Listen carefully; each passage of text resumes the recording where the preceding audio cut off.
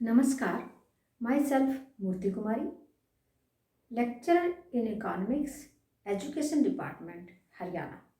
Dear students, आज के इस एजुसेट ई लर्निंग प्रोग्राम में आप सभी का वेलकम करती हूँ।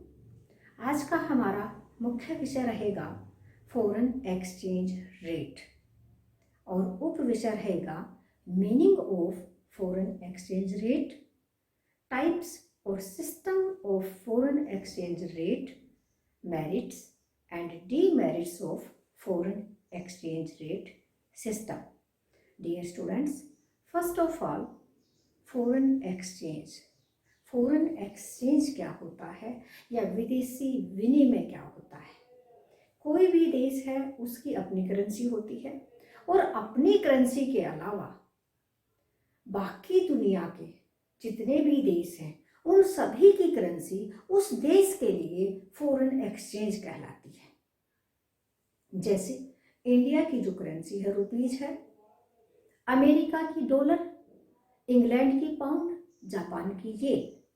तो भारत के लिए अपने करेंसी के अलावा जैसे अमेरिका की जो डॉलर है, इंग्लैंड का पाउंड, जापान की येन, ये सब करेंसीज फॉरेन एक्सचेंज कहलाती हैं।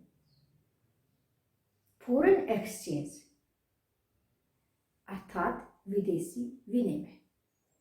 नेक्स्ट है विदेशी विनिमय दर या foreign exchange rate. Foreign exchange rate refers to rate at which one currency exchanged for the other.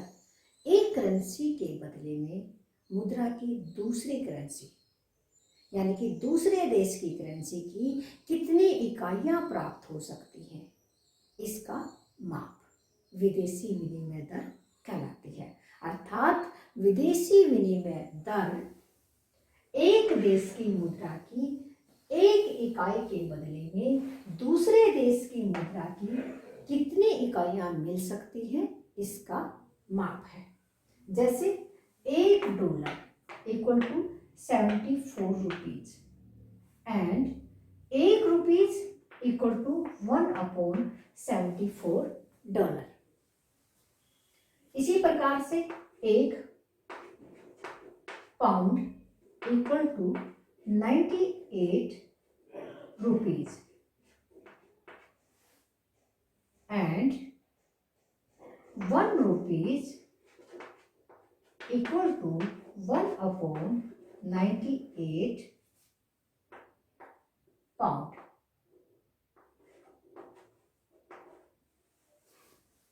ये देखिएगा, that is called foreign exchange rate.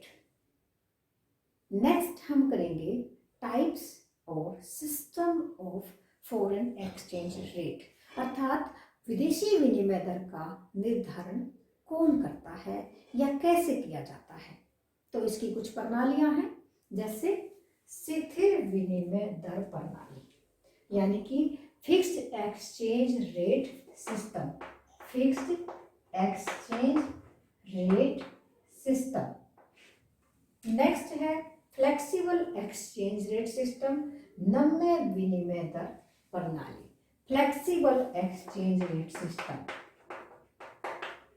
Flexible exchange rate system. और इसके अलावा भी एक सिस्टम है जिसको बोलते हैं मिश्रित प्रणालियां, विनिमय दर की मिश्रित प्रणालियां या mixed system of exchange rate. इसमें दोनों प्रणालियों का मिश्रण पाया जाता है, स्थिर विनिमय दर प्रणाली का भी और नम्य विनिमय दर प्रणाली का। सबसे पहले हम चर्चा करेंगे स्थिर विनिमय दर प्रणाली क्या है। तो स्थिर विनिमय दर प्रणाली, स्थिर विनिमय दर प्रणाली वह प्रणाली है जो सरकार के द्वारा निर्धारित की जाती है। अर्थात विनिमय दर का निर्धारण जहां पर सरकार के द्वारा किया जाता है उसे स्थिर विनिमय दर प्रणाली कहेंगे। स्थिर विनिमय दर प्रणाली का निर्धारण दो देशों की सरकारों के बीच में यानी कि जिन दो देशों के बीच में विनिमय किया जाना है उन दोनों देशों की सरकार उसका निर्धारण करती हैं कि किस दर पर वो आपस में अपने करेंसीज को एक्सचेंज करेंगे। इसको बोलते हैं स्थिर विनिमय दर प्रणाली। स्थिर विनिमय दर प्रणाली के अंतर्गत विनिमय दर का निर्धारण एक इकाई में निहित सोने की मात्रा के आधार पर किया जाता था। स्थिर विनिमय दर प्रणाली के भी दो प्रकार हैं, जैसे विनिमय दर की स्वर्णमान प्रणाली, gold standard system of exchange rate, और विनिमय दर की समंजनीय सीमा प्रणाली या ब्रेटन वुड्स प्रणाली। ये दो प्रकार हैं। तो सबसे पहले gold standard system of exchange rate या स्वर्णमान प्रणाली, ये 1920 के दशक से पहले दुनिया के सभी देशों में ये प्रणाली प्रचलित थी। और इस प्रणाली के अंतर्गत यानी कि स्वर्णमान प्रणाली के अंतर्गत प्रत्येक देश को अपनी करेंसी का मूल्य सोने के रूप में परिभाषित करना होता था।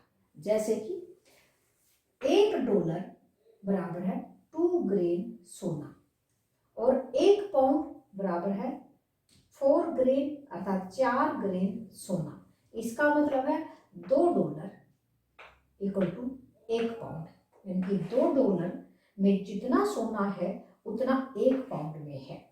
इसको विनिमय का टकसाली समता मूल्य कहा जाता था, क्योंकि टकसाल यानी कि जहां पर सिक्के ढाले जाते थे, और टकसाली समता मूल्य यानी कि जो सोने की मात्रा जो है प्रत्येक करेंसी के अंदर उनकी तुलना की जाती थी। अब टकसाली समता मूल्य से क्या अभिप्राय है कि उस करेंसी में निहित सोने के मूल्य से है। टकसाली समता मूल्य का अर्थ है कि करेंसी में निहित जो सोने की मात्रा है उससे इसका अभिप्राय है। नेक्स्ट हम लेते हैं विनिमय दर की समंजनीय सीमा प्रणाली। समंजनीय सीमा प्रणाली क्या थी या ब्रेटन वुड्स प्रणाली क्या थी? इसमें कुछ सीमा तक परिवर्तन की अनुमति थी, यानी कि कुछ सीमा तक उसमें परिवर्तन किया जा सकता था। लेकिन ये जो परिवर्तन था, कुछ सीमा तक जो परिवर्तन होता था, वह भी IMF इंटरनेशनल मॉनेटरी फंड की अनुमति के बिना संभव नहीं था। और ये जो समंजनीय सीमा प्रणाली थी या ब्रेटन वुड्स सिस्टम था, ब्रेटन वुड्स सिस्टम या ब्रेटन वुड्स जो प्रणाली थी जिसमें परिवर्तन की कुछ अनुमति थी, तो उसके अंतर्गत क्या था कि विभिन्न करेंसियों को अमेरिकी डॉलर के साथ संबंधित कर दिया गया था या पैक्ड कर दिया गया था अमेरिकी डॉलर के साथ, और अमेरिकी डॉलर का एक निश्चित कीमत पर मूल्य सोने की मात्रा में यानी कि सोने में, यानी कि स्वर्ण मूल्य, अमेरिका जो डॉलर है, अमेरिका का डॉलर, उसका स्वर्ण मूल्य निर्धारित कर दिया गया था कि डॉलर का कितने स्वर्ण मूल्य के बराबर है। और यह था कि दोनों करेंसियों में पाई जाने वाली जो समता है, उन दोनों करेंसियों में जो सोने की मात्रा है उसके आधार पर निर्धारित की जाती थी। तो ये तो थी हमारी स्वर्णमान प्रणाली और समंजनीय सीमा प्रणाली, यानी कि शिथिल विनिमय दर प्रणाली के दो रूप। और 1977 यानी कि 1977 तक शिथिल विनिमय दर प्रणाली प्रचलन में थी, और इसके बाद ये शिथिल विनिमय दर प्रणाली समाप्त हो गई और इसका स्थान नम्य विनिमय दर प्रणाली ने ले लिया। तो शिथिल विनिमय दर प्रणाली के गुण और दोष इस प्रकार से हैं। शिथिल विनिमय दर प्रणाली के गुण, पहला है स्थिरता। विनिमय बाजार में स्थिरता स्थापित हो गई, यानी कि शिथिल विनिमय दर प्रणाली के आने से जो दिन प्रतिदिन के जो उतार चढ़ाव थे वो कम हो गए और स्थिरता स्थापित हो गई। नेक्स्ट है अंतर्राष्ट्रीय व्यापार को बढ़ावा, यानी कि जो शिथिल विनिमय दर प्रणाली थी उससे अंतर्राष्ट्रीय व्यापार को बढ़ावा मिला और भविष्य के जो भुगतानों के जो जोखिम था, जो अनिश्चितता थी, वो कम हो गई क्योंकि शिथिल विनिमय दर प्रणाली आ गई थी। तो इससे क्या हुआ कि जो भी भविष्य के भुगतान थे उनमें जो जोखिम बना रहता था कि भी कम या ज़्यादा ना हो जाए, तो वो कम हो गई। नेक्स्ट है समष्टिगत नीतियों में समन्वय। समष्टिगत नीतियाँ यानी कि जो भी आर्थिक नीतियाँ थी जो दुनिया के सभी देशों के बीच में तय की जाती थी, तो उनमें कोऑर्डिनेशन बना। किससे? शिथिल विनिमय दर प्रणाली से। जैसे द्विपक्षीय व्यापार समझौते थे या आयात निर्यात की जो नीतियाँ थी, तो उनमें काफ़ी समन्वय यहाँ पर देखने को मिला और जिससे क्या हुआ, अंतर्राष्ट्रीय व्यापार को बढ़ावा मिला। ये थे शिथिल विनिमय दर प्रणाली के गुण। और अब हैं दोष। जैसे पहला दोष क्या था कि अंतर्राष्ट्रीय जो निधियां थी, विशाल अंतर्राष्ट्रीय निधियां रखनी पड़ती थी, क्योंकि शिथिल विनिमय दर प्रणाली के अंतर्गत जो आयात निर्यात करने के लिए बहुत बड़ी संख्या में यानी कि बहुत विशाल राशि को संभाल के रखना पड़ता था, क्योंकि जो भी करेंसी थी वो प्रत्यक्ष या अप्रत्यक्ष रूप से उनको सोने में यानी कि स्वर्ण में परिवर्तित किया जाता था। सेकंड है पूंजी की सीमित गति। देखिए, विशाल अंतर्राष्ट्रीय निधियां रखनी पड़ती थी, तो जो जोखिम पूंजी थी वो काफ़ी मात्रा में रखनी पड़ती थी, तो काफ़ी जो पूंजी थी वो क्या हुआ, उसकी जो आवागमन था एक देश से दूसरे देश में वो सीमित हो गया। और इसी प्रकार से जोखिम पूंजी का निरुत्साहित होना, जो जोखिम पूंजी थी वो निरुत्साहित हो गई। देखिए, कोई भी देश, अगर एक देश दूसरे देश की करेंसी को परचेज करता है या निवेश के उद्देश्य से या सट्टा उद्देश्य से या लाभ कमाने के लिए कि विदेशी करेंसी को परचेज करता था, तो यहाँ पर उसको निरुत्साहित होना पड़ा था, क्योंकि वो तो शिथिल थी, उसकी मात्रा कम या ज़्यादा नहीं हो सकती थी, तो यहाँ पर वो प्रोत्साहित न होकर के निरुत्साहित होता था। नेक्स्ट है साधनों के बंटवारे में कठोरता।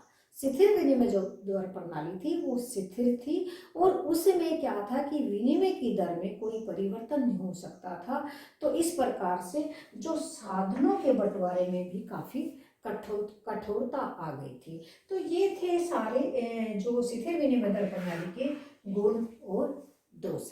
नेक्स्ट हम आपको करा रहे हैं नम्य विनिमय दर प्रणाली। नम्य विनिमय दर प्रणाली अर्थात फ्लेक्सिबल एक्सचेंज रेट सिस्टम। नम्य विनिमय दर प्रणाली 1977 में शिथिल विनिमय दर प्रणाली को त्याग दिया गया और नम्य विनिमय दर प्रणाली को अपना लिया गया। तो नम्य विनिमय दर प्रणाली क्या है? नम्य विनिमय दर प्रणाली में नम्य यानी कि विदेशी विनिमय दर का निर्धारण कैसे किया जाता है? तो नम्य विनिमय दर वह दर है जो विदेशी मुद्रा बाजार में किसी देश की करेंसी की मांग तथा करेंसी की पूर्ति के द्वारा निर्धारित होती है। R is the functions of demand and supply। R क्या है? विदेशी विनिमय दर, एक्सचेंज रेट, और F है फलन, और डिमांड विदेशी करेंसी की मांग, D से डिमांड विदेशी करेंसी की मांग है, और S से है सप्लाई विदेशी करेंसी की पूर्ति। यानी कि नम्य विनिमय दर का निर्धारण वहाँ होता है जहाँ पर विदेशी करेंसी की मांग और पूर्ति एक दूसरे के बराबर होती है, और जिस दर पर ये R यानी कि ये डिमांड एंड सप्लाई एक दूसरे के बराबर होती है, वो दर क्या कहलाती है? नम्य विनिमय दर कहलाती है। यानी कि विनिमय की दर जिसको समता दर या सामान्य दर या संतुलन दर के नाम से भी जाना जाता है। अब है नम्य विनिमय दर का निर्धारण कैसे होता है? तो जहाँ पर मांग और पूर्ति, विदेशी मुद्रा की मांग और विदेशी मुद्रा की पूर्ति एक दूसरे को काटते हैं जिस दर पर, वहाँ पर इसका निर्धारण होता है। अब सवाल ये उठता है कि विदेशी मुद्रा की मांग हम क्यों करते हैं और विदेशी मुद्रा की पूर्ति कहाँ से होती है। तो विदेशी मुद्रा की मांग या विदेशी विनिमय की मांग, सबसे पहला है अंतर्राष्ट्रीय ऋणों का भुगतान। प्रत्येक देश अपना विकास करने के लिए किसी न किसी देश से उधार लेता है, जैसे IMF, अंतर्राष्ट्रीय जो संस्थाएं हैं, अंतर्राष्ट्रीय मुद्रा कोष, वर्ल्ड बैंक या विश्व बैंक से उधार लेता है और उस उधार को वापस करने के लिए या चुकता करने के लिए, अंतर्राष्ट्रीय ऋणों का भुगतान करने के लिए उसे विदेशी विनिमय की जरूरत पड़ती है। सेकंड है शेष विषयों को भुगतान व अनुदान देने के लिए। दूसरे देशों को भुगतान देना है या अनुदान देना है। अगर किसी देश की हम आर्थिक सहायता देना चाहते हैं, किसी देश को अनुदान देना चाहते हैं, जैसे नेपाल में भूकंप आया तो भारत ने उसकी काफ़ी हेल्प की, तो प्रत्येक देश ये चाहेगा कि उसी देश की करेंसी में हेल्प हो तो अच्छा है। तो यहाँ पर जो अनुदान देने के लिए भी विदेशी करेंसी की जरूरत हमें पड़ती है या विदेशी विनिमय की जरूरत पड़ती है। शेष विषयों में निवेश करने के लिए कोई भी देश दूसरे देशों में निवेश करना चाहता है, वहाँ पर कोई संपत्ति खरीदना चाहता है या अपना कारोबार बढ़ाना चाहता है, तो विदेशी करेंसी की या विदेशी विनिमय की जरूरत पड़ती है। ये भी विदेशी विनिमय की मांग का एक भाग है।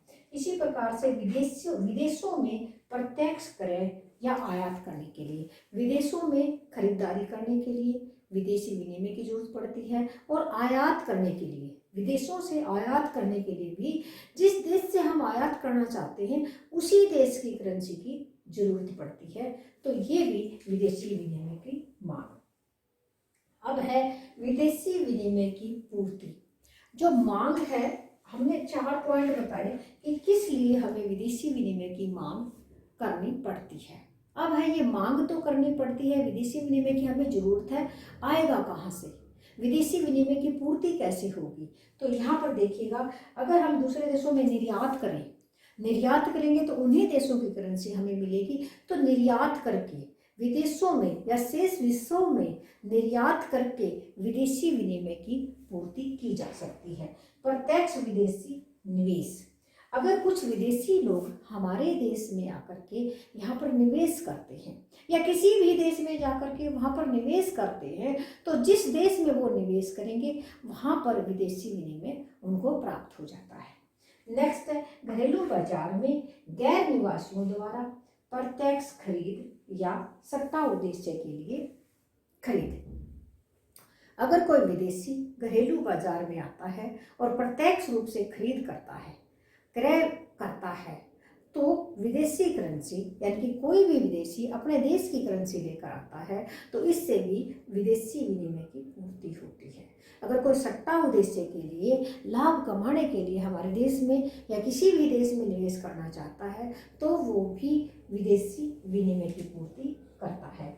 इसी प्रकार से गैर निवासियों द्वारा भेजा गया धन, कुछ लोग विदेशों में कार्य करते हैं, गैर निवासी कहलाते हैं, और वो अपने देश में अपने पेरेंट्स के पास या अपने देशवासियों के पास उपहार के रूप में या वैसे सैलरी के रूप में उनके पास धन भेजते हैं।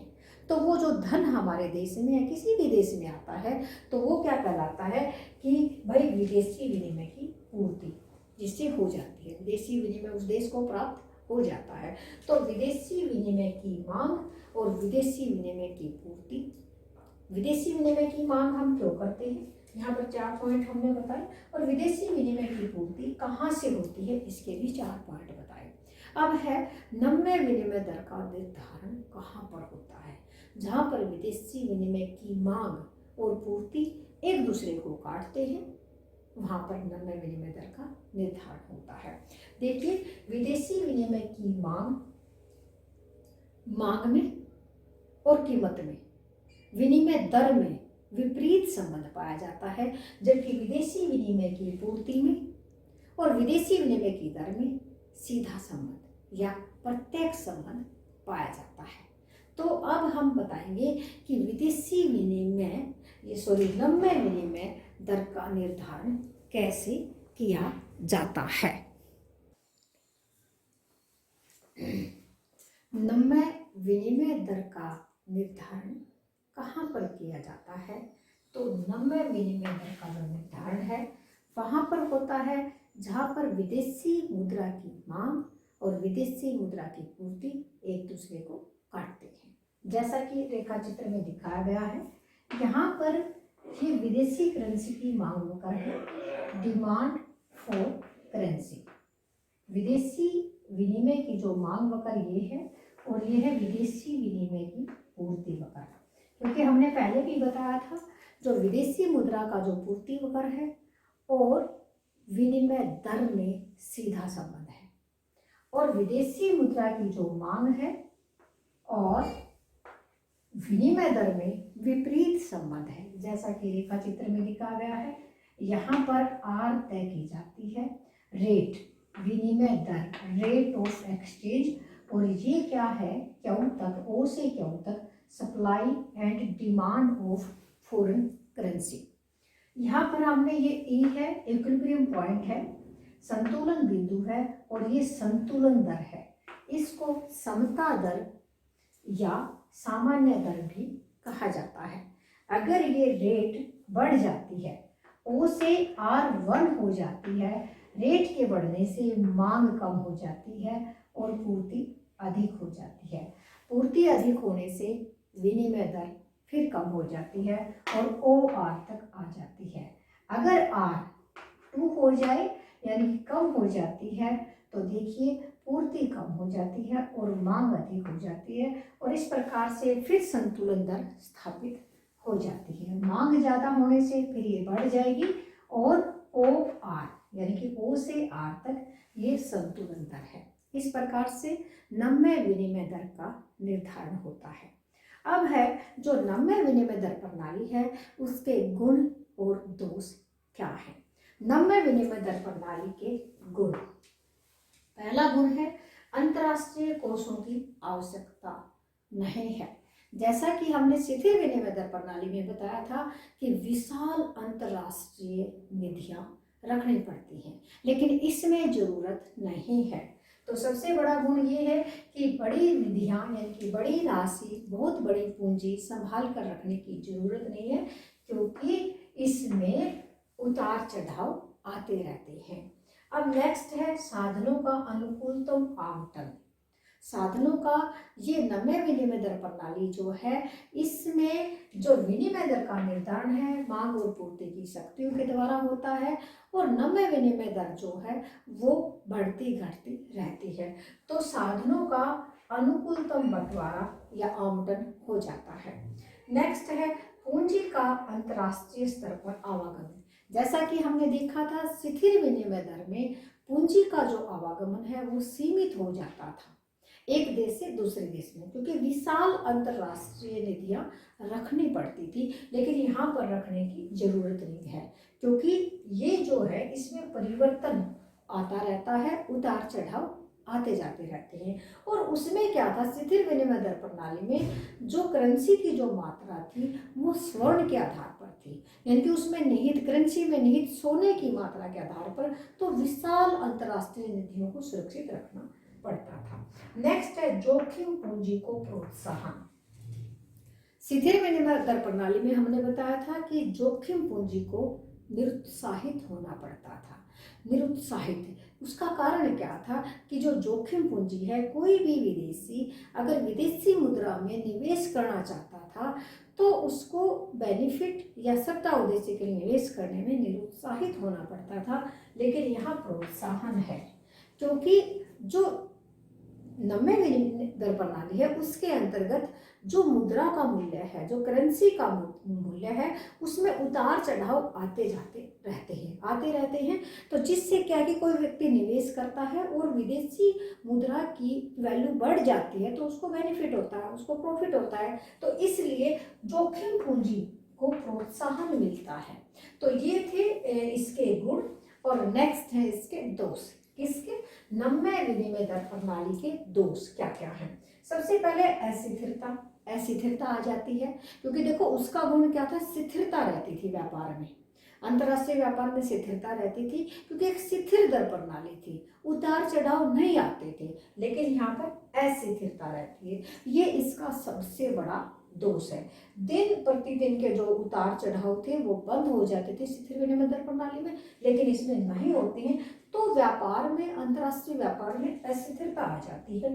सेकंड है अंतर्राष्ट्रीय व्यापार में अस्थिरता। भाई जब नीतियों का निर्धारण होता है, आयात संबंधी नीति या निर्यात संबंधी नीति, तो उसमें कठिनाई आ जाती है और इसी वजह से अंतर्राष्ट्रीय व्यापार में अस्थिरता आ जाती है। नेक्स्ट है समष्टिगत